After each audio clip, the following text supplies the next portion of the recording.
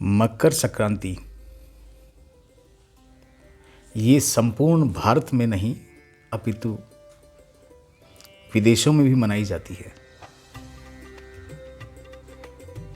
Bangladesh, Nepal, Myanmar, Thailand, Sri Lanka जैसे देशों में मकर संक्रांति बड़े धूमधाम से मनाई जाती है और भारत में अलग अलग प्रांतों में इसके अलग अलग नाम हैं।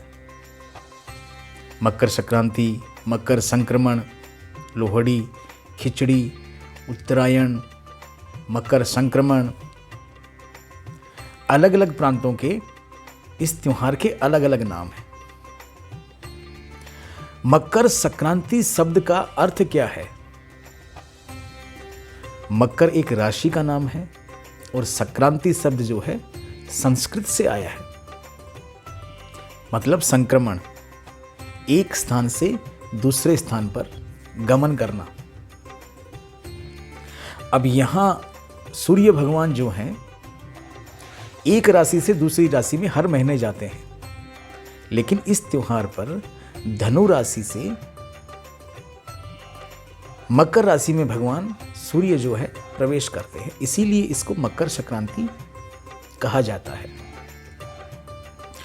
और ये त्योहार वैज्ञानिक दृष्टिकोण से, धर्म के दृष्टिकोण से और सौर मंडल की जो गति है, खगोलीय घटनाओं से ये महत्व रखता है, संबंध रखता है।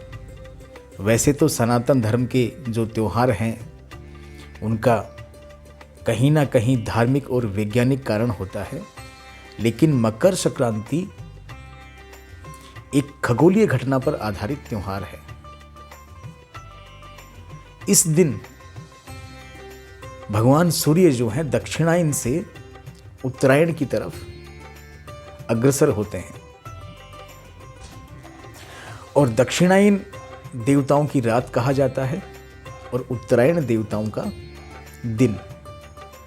हमारे सनातन धर्म में उत्तरायण बहुत ही शुभ माना जाता है और कहा जाए इसी दिन से दिन बड़े होने लगते हैं और रातें छोटी होने लगती हैं और इसी दिन से ऋतुराज वसंत ऋतु का आगमन होता है। हिंदू धर्म में ये दिन बड़े दिन के रूप में माना जाता है। अब आइए इसकी बात करते हैं धार्मिक संबंध में। पौराणिक कथाओं के अनुसार इसी दिन भगवान सूर्य अपने पुत्र शनि के घर उनसे मिलने गए थे और महाभारत काल में भीष्म पितामह ने इसी दिन अपनी मृत्यु की इच्छा जताई थी और कहा जाता है भगवान विष्णु ने इसी दिन असुरों के सर काट करके गाड़ दिए थे और इसी दिन मां गंगा भागीरथी ऋषि के पीछे पीछे चल करके सागर में समाहित हो गई थी। इसीलिए इस दिन जो है गंगा स्नान का महत्व बताया गया है। कृषि के दृष्टिकोण से देखें तो किसान इसी दिन से धान की कटाई शुरू करते हैं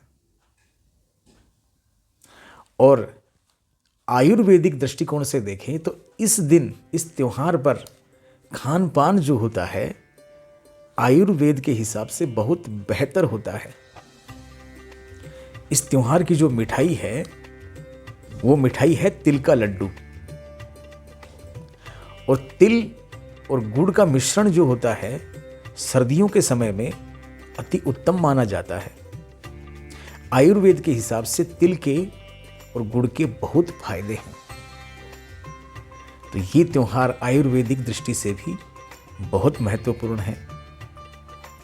और रही बात दान धर्म की, तो इस त्योहार पर कहते हैं कि किया गया दान बहुत उत्तम माना जाता है। तिल और गुड़ का दान, अन्न का दान, वस्त्र का दान सभी को करना चाहिए और शास्त्रों के हिसाब से इस दिन जो पवित्र नदियां हैं, जो पवित्र स्नान स्थल हैं, जो तीर्थ स्थल हैं वहाँ पर स्नान करना चाहिए। आप सभी को संक्रांति पर्व की हार्दिक शुभकामनाएं। जय जय सिया राम।